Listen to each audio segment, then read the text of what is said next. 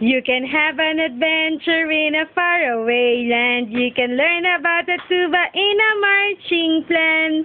Gail, but please, don't be loud. Shh. Oh, ganyan yan. Ilalagay niya yung kamay niya sa bibig niya. So that everyone here can read.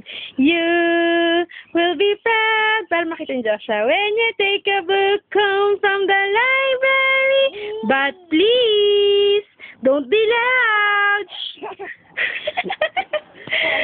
So that everyone here can read.